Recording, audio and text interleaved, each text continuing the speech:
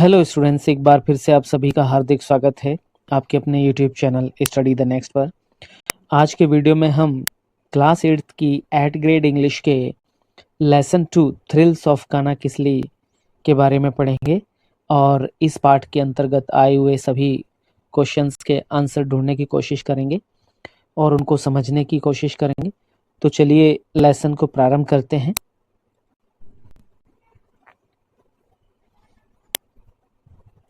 चलिए देखते हैं मल्टीपल चॉइस क्वेश्चंस, बहुविकल्पीय प्रश्न। इसमें देखते हैं choose the correct option and right, सही विकल्प चुनकर लिखें। तो बच्चों सबसे पहले जो हमारा प्रश्न है उसको देखते हैं हम। प्रश्न नंबर 1, क्वेश्चन नंबर फर्स्ट है कान्हा किसली इज, यहाँ डॉट डॉट है, इसका मतलब यहाँ फिल इन द ब्लैंक्स है, यहाँ पर खाली स्थान भरना है। Away from Balaghat in MP. Kanha Kisli Madhya Pradesh में बालाघाट से अवे मीन्स दूर है। कितना दूर है? 81 किलोमीटर्स, 82 किलोमीटर्स, 83 किलोमीटर्स, 84 किलोमीटर्स। तो बच्चों आपको जब आपने इस लेसन को पढ़ा है तो अच्छे से याद होगा, आपको 83 किलोमीटर्स इसका आंसर आता है। तो इस क्वेश्चन का जो आंसर है हम नीचे भी लिख सकते हैं। Kanha Kisli is 83 kilometres away from Balaghat in MP. Kanha Kisli जो राष्ट्रीय उद्यान है वो मध्य प्रदेश में बालाघाट से 83 किलोमीटर्स दूर है। दूसरा प्रश्न हम देखते हैं। क्वेश्चन नंबर सेकंड है Dev visited Kanha Kisli with his. जो बच्चों लेसन आपने पढ़ा था उसमें दो नाम आए थे कजन्स के, जिसमें देव पहला नाम और दूसरा सुविज्ञ, या उसको सुविज्ञा भी पढ़ सकते हैं आप। तो देव और सुविज्ञ दो कजन्स थे।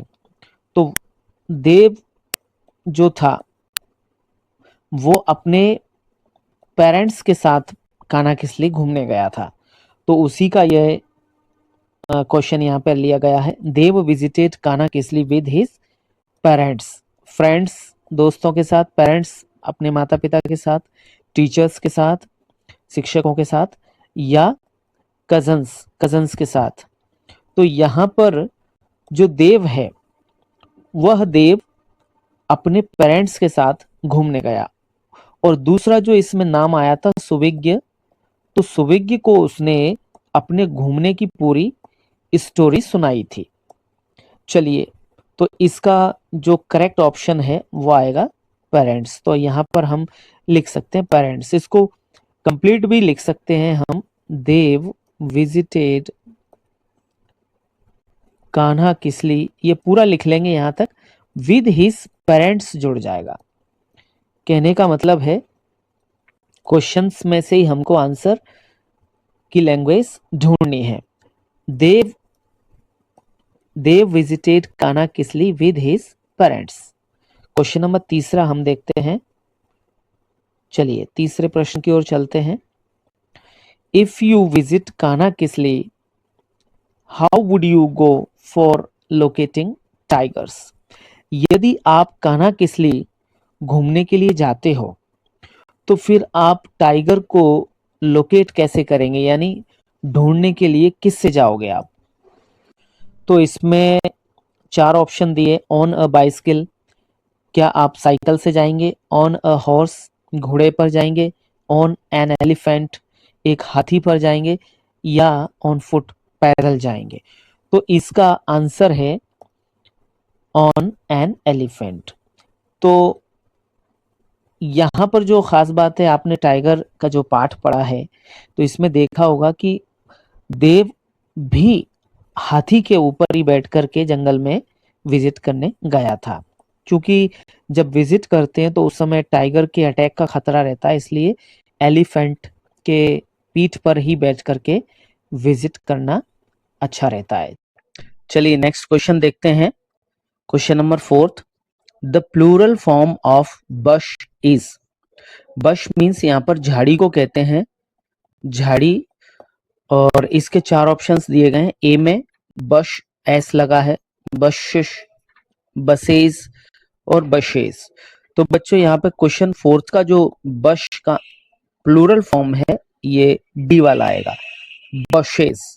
तो यहाँ पर इसका आंसर हुआ डी वाला, बशेस। नेक्स्ट क्वेश्चन नंबर 5 है the pair word of bread. तो बच्चों जो जोड़े वाले शब्द हैं जैसे दिन रात, bread and butter, salt and paper, ये आपने बुक जो है उसके एक्सरसाइज में देखा भी होगा। तो यहाँ पर इसका जो आंसर है वह आएगा ब्रेड एंड बटर, इसके साथ में जुड़ेगा। तो ब्रेड का जो पेयर वर्ड है वो बटर आएगा। नेक्स्ट हम अगले पेज पर चलते हैं। नेक्स्ट क्वेश्चन है फिल इन द ब्लैंक्स, रिक्त स्थानों की पूर्ति कीजिए। क्वेश्चन नंबर 6 में हमारा है the nearest railway station from Kanhakisli. Kanhakisli के सबसे नजदीक वाला, पास वाला रेलवे स्टेशन कौन सा है? तो इसका आंसर है जबलपुर। नेक्स्ट क्वेश्चन हम देखते हैं 7th। यहां पर ये इतनी खाली जगह है और इतनी खाली जगह है, बीच में एंड लगा है, तो इनके बीच में दो वर्ड्स आएंगे, यानी दो शब्द आएंगे। तो उनको देखते हैं, अर्ली मॉर्निंग और लेट आफ्टरनून। कहने का मतलब है, सबसे पहले इसको पढ़ते हैं, and are the best time for watching birds. पक्षियों को देखने के लिए सही समय क्या है?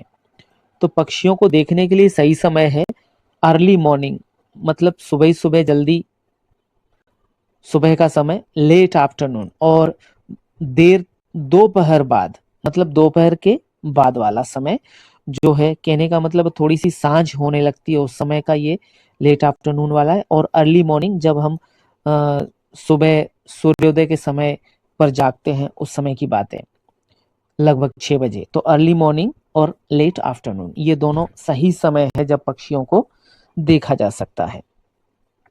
नेक्स्ट क्वेश्चन देखते हैं, क्वेश्चन नंबर 8th है, तो 8th को देखते हैं हम। The plural form of butterfly. Butterfly means तितली। तितली का बहुवचन शब्द क्या है? तो बच्चों आप अच्छे से जानते हैं, इंग्लिश में बहुवचन बनाने के लिए शब्द के पीछे एस या ई एस या आई ई एस नियमानुसार लगाते हैं, जो उसके नियम के हिसाब से जो लगता है। यहाँ पर वाई आया है, तो इस वाई को हम आई में कन्वर्ट कर देंगे और ई एस और जोड़ देंगे, तो यहाँ पर हो जाएगा बटरफ्लाइज।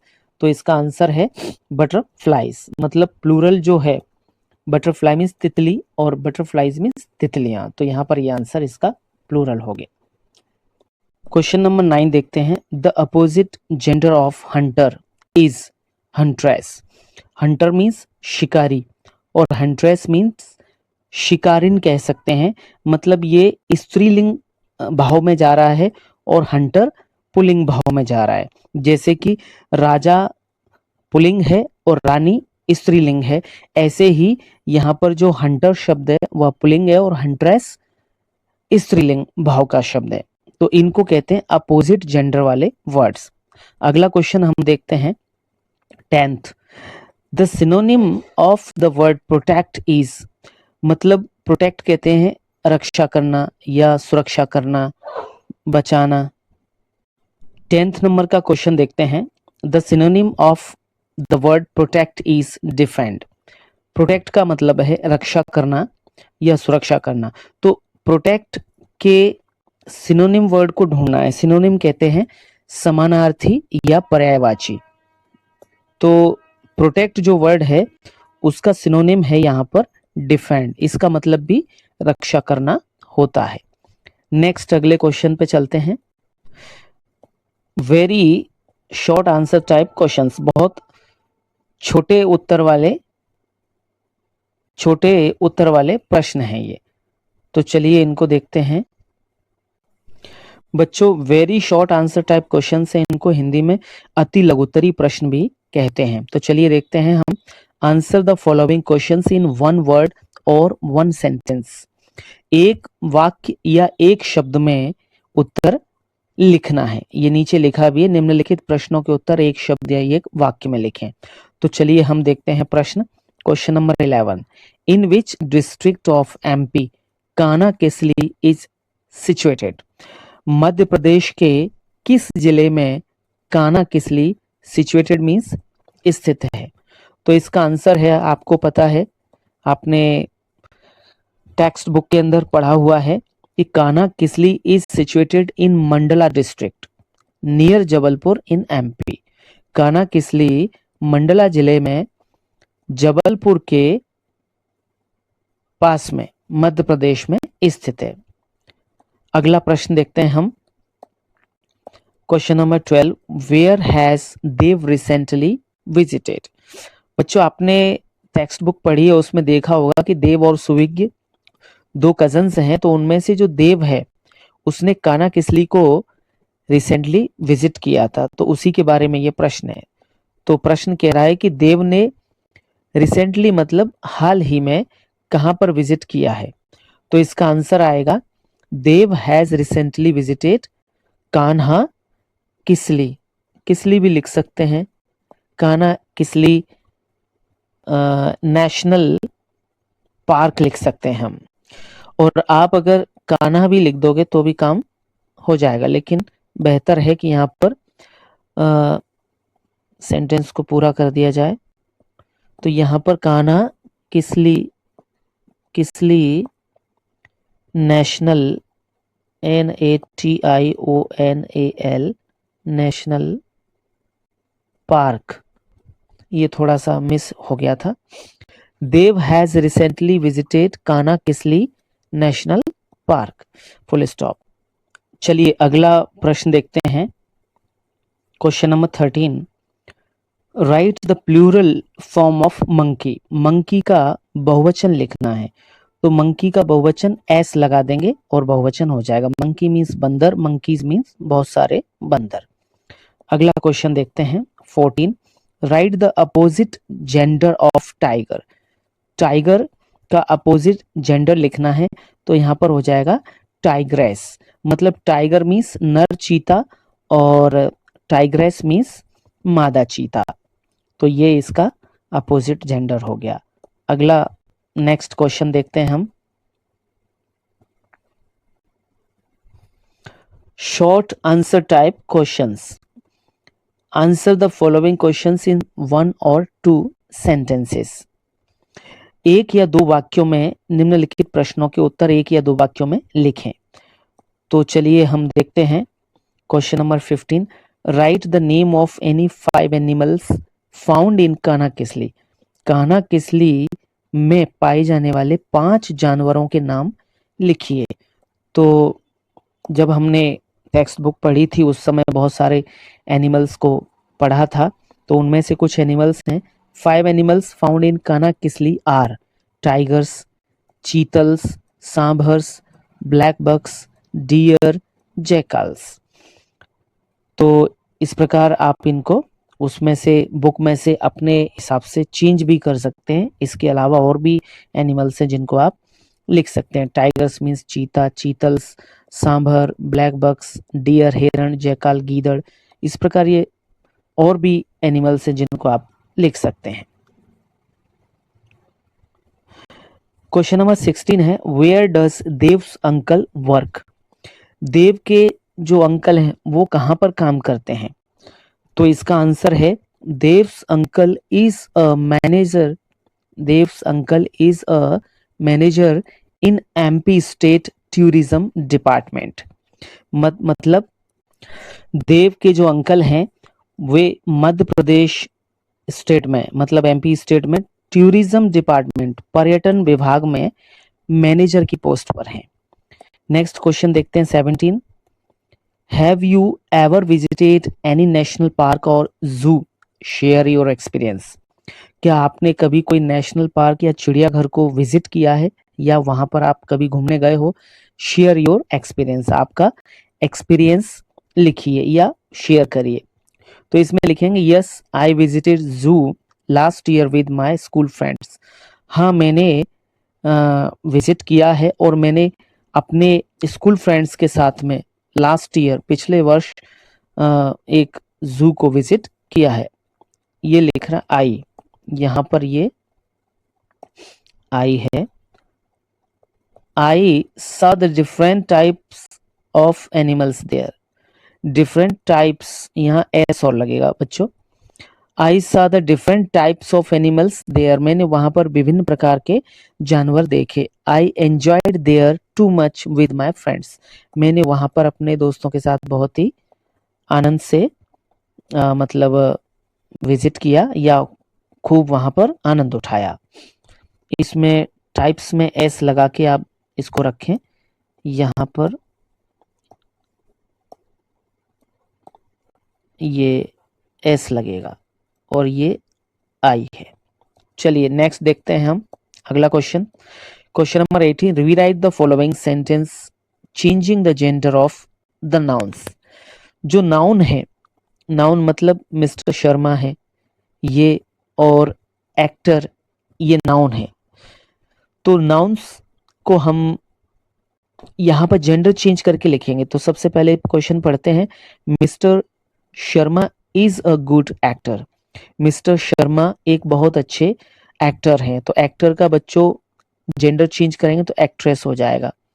और मिस्टर शर्मा को चेंज करेंगे तो यहाँ इनका जो जेंडर के हिसाब से अगर लिखा जाएगा तो मिसेस शर्मा हो जाएगा. तो यहाँ पूरा sentence Mrs Sharma is a good actress, ये इसका सेंटेंस हो गया. आप इसको वीडियो पॉज करके लिख लीजिएगा. नेक्स्ट क्वेश्चन के लिए देखते हैं हम long answer type questions. Question number 19. Right a paragraph about tigers. Tigers के बारे में एक पैराग्राफ लिखना है. तो देखते हैं आंसर इसका. The tiger is the national animal of India. जो टाइगर है वह भारत का राष्ट्रीय पशु है. The tiger is a wild animal that is a symbol of strength and majesty. जो टाइगर है वह जंगली जानवर है जो कि शक्ति, स्ट्रेंथ एंड मैजेस्टी कहते हैं आप गौरव या महिमा को. तो यहां पर कह सकते हैं कि tiger is a wild animal that is a symbol of strength and majesty, जो कि शक्ति, सामर्थ्य और वैभव का प्रतीक है. अगला लाइन देखते हैं. The tiger is a powerful Hunter with sharp teeth. जो टाइगर है वह बहुत ताकतवर शिकारी है. शार्प टीथ मतलब अपने पैने दांत के लिए जाना जाता है, मतलब बहुत शार्प टीथ हैं इसके. और स्ट्रॉन्ग जॉज, इसके पास बहुत मजबूत जबड़े हैं. एंड एजाइल बॉडी मतलब चुस्त या फुर्तीली बॉडी है. कहने का मतलब टाइगर एक शक्तिशाली शिकारी है और इसके दांत बहुत पैने हैं, जबड़े मजबूत हैं और एजाइल फुर्तीला इसका शरीर है. अगली लाइन देखते हैं. A tiger has a orange body with black strips.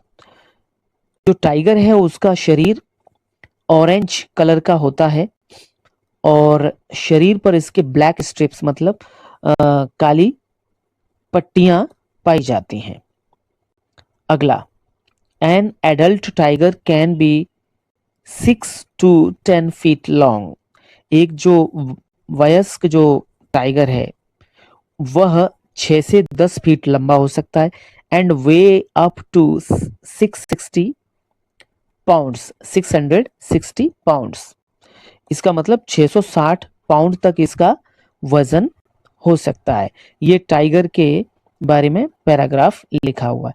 यहाँ पर बच्चों एक बात ध्यान देने की है कि इसमें जैसे ये राइट पैराग्राफ अबाउट टाइगर्स लिखा है और यहाँ पर ये सिंगुलर में ही मेरे द्वारा लिखा गया है. तो अगर आप इसको टाइगर्स करते हैं तो फिर यहाँ आर करना पड़ेगा. Tigers are the national animal of India. The tigers, फिर यहाँ पर आर करना पड़ेगा. आर फिर हट जाएगा. टाइगर्स आर वाइल्ड एनिमल्स, फिर एनिमल्स हो जाएगा. That are a symbol of strength and majesty. कहने का मतलब थोड़ा सा व्याकरण आपको ऐड करना पड़ेगा. आप अपने सर या मैडम से इस क्वेश्चन को पूछ करके चेंज कर सकते हैं। अगर नहीं भी करना है तो आप ऐसा का ऐसा ही इसको रख सकते हैं। चलिए नेक्स्ट क्वेश्चन की तरफ चलते हैं। Question number 20, look at the poster and answer the questions given below. इस पोस्टर को देखना है और इस पोस्टर को देख करके पढ़ना है। पढ़ने के बाद इसमें से कुछ क्वेश्चंस बने हुए हैं, उन क्वेश्चंस के आंसर्स लिखने हैं।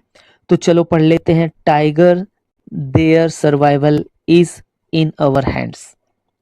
टाइगर के बारे में लिखा है कि their survival is in our hands. दूसरा, सेव टाइगर, टाइगर बचाइए। Shoot us by camera not by gun, मतलब हमको कैमरे से शूट करिए पर गन से नहीं। स्टॉप डिफॉरेस्टेशन, डिफॉरेस्टेशन कहते हैं यहाँ पर वृक्षों की कटाई को, तो वृक्षों की कटाई को रोकिए। तो इस प्रकार आपको बच्चों इसको पढ़ लेना है और पढ़ करके 2-3 बार पढ़ लें तो आपको इसके वर्ड्स याद रहेंगे। अब ये जो नेक्स्ट क्वेश्चंस जो पूछे गए हैं इसमें से उनके आंसर्स हमको लिखने हैं। तो चलिए पहला क्वेश्चन देखते हैं हम। What is the title of the poster? तो इस poster, the title of the poster is save tiger. जो पोस्टर था इसका टाइटल है ये वाला, सेव टाइगर, मतलब टाइगर बचाओ। यहां पर नेक्स्ट क्वेश्चन हम देखते हैं, where are tigers found? Where are the tigers found? Tiger कहां पर पाए जाते हैं? तो the tigers are found in the forest. तो टाइगर जो है जंगल में पाए जाते हैं। अगला क्वेश्चन है हमारा, pick up a slogan from the poster and write down. उसमें से, पोस्टर में से एक स्लोगन यानी एक नारे जैसा नारा जो बोलते हैं वह नारा लिखना है। तो उसमें एक नारा जो आपको पढ़ के बताया था उसका अर्थ था कि shoot us by camera not by gun, हमको कैमरे से शूट करिए, नॉट बाय गन, गन से नहीं। चलिए नेक्स्ट क्वेश्चन देखते हैं। Right the past form of save. Save का पास्ट फॉर्म लिखिए, मतलब भूतकाल वाला स्वरूप लिखना है इस सेव क्रिया का। The past form of save is saved. Save का पास्ट फॉर्म है सेव्ड, तो इसको आंसर को आप लिख दीजिए।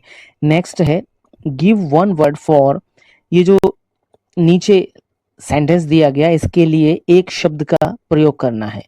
तो हम इसको पढ़ते हैं, a place where animals are kept in the cage. ऐसा स्थान जहां पर जानवरों को पिंजड़े में रखा जाता है, तो उस स्थान को क्या कहते हैं? तो उसका आंसर है जू। या तो आप इतना ही लिख दें केवल जू, या फिर ये सबसे पहले ये क्वेश्चन की लाइन लिख दें, उसके बाद डैश लगा के जू लिख दें।